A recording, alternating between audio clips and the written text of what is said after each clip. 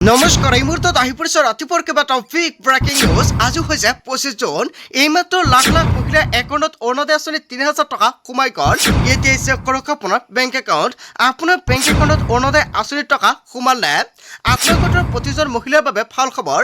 যদি আপুনি 21 চনত ব্যায়াম কৰিছে নিশ্চয় এতিয়া পুৰা বেংক একাউণ্টত 25,০০০ টকা সোমাই দিব। কেৱল ইয়াই নহয়, চৰকাৰী কৰ 25,০০০ টকা সোমাই গ'ল। যদি আপুনি চৰকাৰী কৰৰ বাবে আবেদন কৰিছিলে চৰকাৰী কৰ টকা সোমালে আপোনালোকৰ বেংক একাউণ্টত টকা নাপালে কমেণ্ট কৰক। ৰেচন কাৰ্ড থাকিলে লাভ কৰিব চেনি দালি নিমখ, লগতে লাভ কৰিব মিঠাতেল। 20,০০০ টকা এককালীন সাহায্য লাভ কৰিব আপোনালোকৰ বেংক একাউণ্টত। মুখ্যমন্ত্ৰীৰ ঘোষণা। লগতে কেইবাটাও ৰাজনৈতিক খবৰৰ লগতে অৰাজনৈতিক খবৰ যুগুত কৰা হৈছে আজিৰ দিনটোত। গোটেই অসম তথা ভাৰতৰ বিভিন্ন প্ৰান্তৰ পৰা যুগুত হৈছে কেইবাটাও ডাঙৰ খবৰ। এনেবোৰ খবৰ নিতৌ পাই থাকিবলৈ চেনেলটি ছাবস্ক্ৰাইব কৰি ভিডিঅ'ত এটা লাইক কৰিবলৈ নাপাহৰিব। আজিৰ আমাৰ প্ৰথম খুবেই গুৰুত্বপূৰ্ণ খবৰ হৈছে অসমবাসীৰ বাবে এটা ডাঙৰ খবৰ। অৰুণোদয় আঁচনিক লৈ আহি গ'ল ডাঙৰ খবৰ। হিতাধিকাৰীৰ তালিকাত হ'ব পাৰে ডাঙৰ সাল সলনি। যোগ হ'ব নতুন নিয়ম। অৰুণোদয় হিতাধিকাৰীক লৈ চলিব সমীক্ষা। অৰুণোদয় আঁচনি কেইবাটাও নতুন নিয়ম সলনি হৈছে।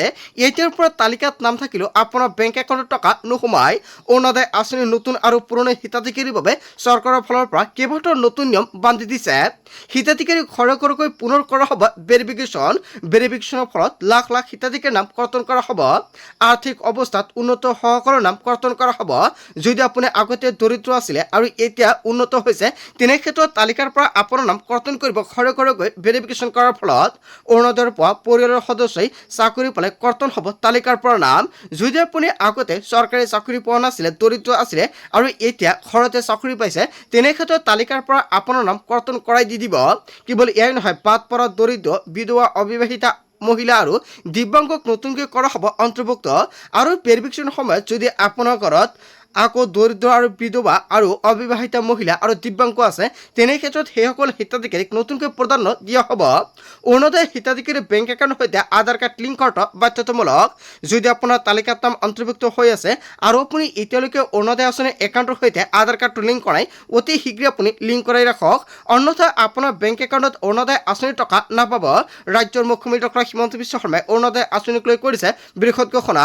আৰু যদি আপোনাৰ তালিকাত নাম নাই নিশ্চয় এটা কমেণ্ট কৰি জনাই দিব, কিয়নো জুলাই মাহৰ পিছতে নতুনকৈ লাখ লাখ মহিলাক অৰুণোদয় আঁচনিৰ ফৰ্ম বিতৰণ কৰিব। আপুনি কেনেকৈ ফৰ্মটো ফিল আপ কৰিব আৰু কেতিয়াৰ পৰা ফৰ্মটো বিতৰণ কৰিব নিশ্চয় সবিশেষ তথ্য জানিবলৈ হ'লে মোৰ এই চেনেলটি ছাবস্ক্ৰাইব কৰি ৰাখিব। তাৰপিছত অসমবাসীৰ ৰাজক জনসমাৰ পৰৱৰ্তী খুবেই গুৰুত্বপূৰ্ণ খবৰ, লগতে এটা ডাঙৰ খবৰ। ৰাজ্যৰ লাখ লাখ পৰিয়ালৰ বাবে ডাঙৰ খবৰ আহি পৰিছে। চৰকাৰৰ পৰা লাভ কৰিব 4 টকাকৈ বৃহৎ সুবিধা। কেনেকৈ কৰিব আপুনি আবেদন? চৰকাৰী প্ৰশিক্ষণৰ পৰা মহিলা সবলীকৰণক লৈ ডাঙৰ ঘোষণা কৰিছে অসমৰ মুখ্যমন্ত্ৰী ডক্টৰ হিমন্ত বিশ্ব শৰ্মাই। ৰাজ্যৰ লাখ লাখ দৰিদ্ৰ পৰিয়ালৰ বাবে আহি গৈছে ভাল খবৰ।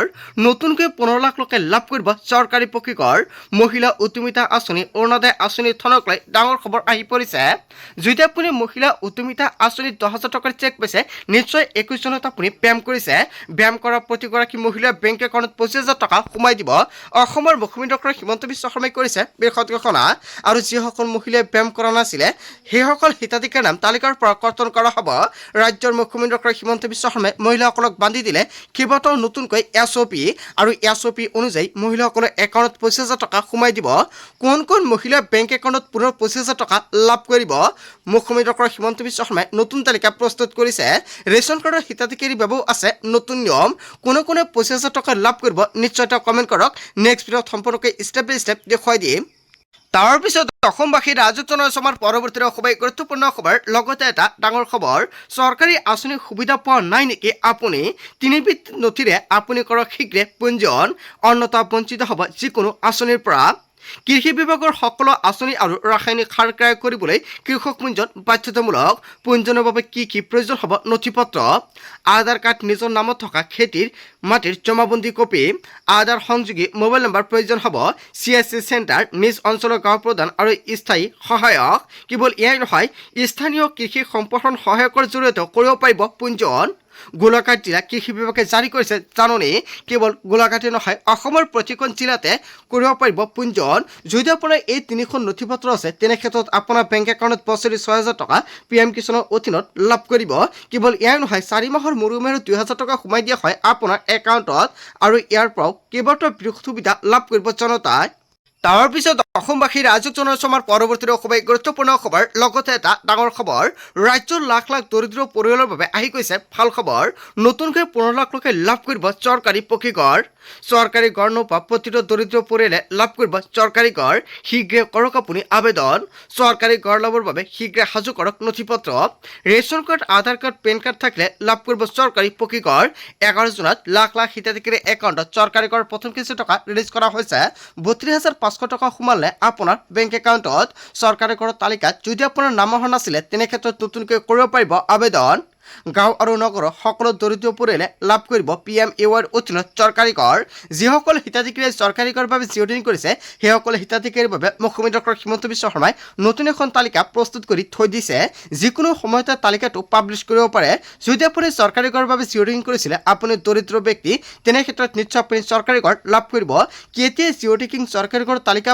প্ৰস্তুত কৰিছে আৰু এই তালিকাটো কেতিয়া পাব্লিছ কৰিব যেতিয়া চৰকাৰৰ ফালৰ পৰা পাব্লিছ কৰিব লগে লগে সম্পূৰ্ণকৈ জনাই দিম সেয়েহে আজিৰ ভিডিঅ' যিমান পাৰে সকলোকে শ্বেয়াৰ কৰি জনাই দিয়ক যদি এতিয়ালৈকে চেনেলটো ছাবস্ক্ৰাইব কৰা নাই চেনেলটো ছাবস্ক্ৰাইব ৰাখিব তাৰ পিছত অসমবাসী ৰাইজক জনাইছো আমাৰ পৰৱৰ্তী খুবেই গুৰুত্বপূৰ্ণ খবৰ লগতে এটা ডাঙৰ খবৰ ৰেচন কাৰ্ডৰ হিতাধিকাৰীলৈ ডাঙৰ খবৰ আহি পৰিছে নতুন নিয়মেৰে একেলগে পাব 4বিধ সামগ্ৰী নাপালে কল কৰক অনলাইন 67 নম্বৰতে ফ্ৰী চাউলৰ লগতে 100 টকা দিলে পাব 1 কেজি দালি চেনি আৰু নিমখ আগতে কিন্তু 100 টকা দিব লাগিছিল কিন্তু এতিয়া আপুনি 1 টকা দিব নালাগে নতুন নিয়মেৰে সংগ্ৰহ কৰক ৰেচন সংগ্ৰহৰ সময়তে ফিংগাৰপ্ৰিণ্ট দিয়াটো বাধ্যতামূলক ৰেচন লোৱাৰ পাছতে সংগ্ৰহ কৰক ৰচিদ ই-পষ্ট মেচিনত সৃষ্টি হোৱাৰ ৰচিদ ল'ব লাগিব হিতাধিকাৰীয়ে 1 গ্ৰামৰ চাউল কমকৈ দিলে দিয়ক আপুনি অভিযোগ ছেভ কৰি লওক হেল্পলাইন নম্বৰ 1800345361 ফোন কৰি দিব পাৰিব অভিযোগ ফোন নালাগিলে মেছেজৰ জৰিয়তে আপুনি অভিযোগ দিব পাৰিব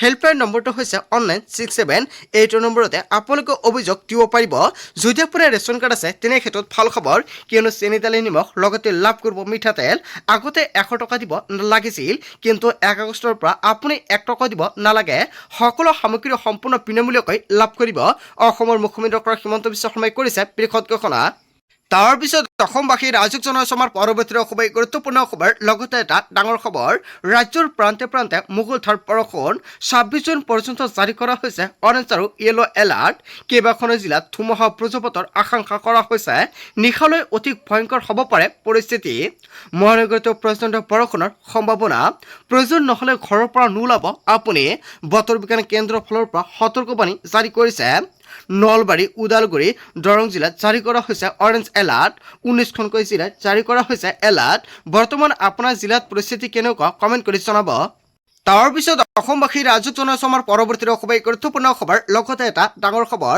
LPG গ্ৰাহকৰ বাবে ডাঙৰ খবৰ আহি পৰিছে 30 জনৰ ভিতৰতে কৰি লওক এইটো জৰুৰী কাম অন্যথা সন্মুখীন হ'ব পাৰে সমস্যাৰ বন্ধ হ'ব পাৰে গেছ চিলিণ্ডাৰ ডেলিভাৰী বেংক একাউণ্টলৈ অহা গেছৰ ৰাজসাহায্য বন্ধ হ'ব পাৰে সকলো LPG গ্ৰাহকৰ বাবে ই-কৈচি কৰাটো বাধ্যতামূলক কেনেকৈ আপুনি ই-কৈচি কৰিব অনলাইন অফলাইন দুয়োটা প্ৰক্ৰিয়াৰ মাজেৰে কৰিব পাৰিব KYC LPG পাছবুক আধাৰ কাৰ্ড আৰু লিংক থকা মোবাইল নম্বৰটো লৈ গেছ এজেন্সীলৈ যাওক আৰু তাত থকা বায়োমেট্ৰিক মেচিনত আঙুলি চাপ দি আপুনি ই-কৈচি ভেৰিফিকেশ্যন কৰিব পাৰিব 30 জনৰ পূৰ্বে আৰু 30 জনৰ পূৰ্বে যদি আপুনি ই-কৈচি নকৰে তেনে ক্ষেত্ৰত LPG সাবচিডিৰ পৰা আপুনি বঞ্চিত হ'ব পাৰে তালিকাৰ পৰা আপোনাৰ নাম কৰ্তন কৰা হ'ব পাৰে আজিৰ ভিডিঅ'টো যিমান পাৰে সকলোকে শ্বেয়াৰ কৰি জনাই দিয়ক আজিৰ মূল ভিডিঅ'খনত আপোনালোকক এইখিনি সৰু এটা ইনফৰমেশ্যন দিবলগীয়া আছিলে ভিডিঅ'টি ভাল লাগিলে লাইক কমেণ্ট শ্বেয়াৰ কৰক সো থ্যাংক ইউ ফৰ ৱাচিং ফুল ভিডিঅ'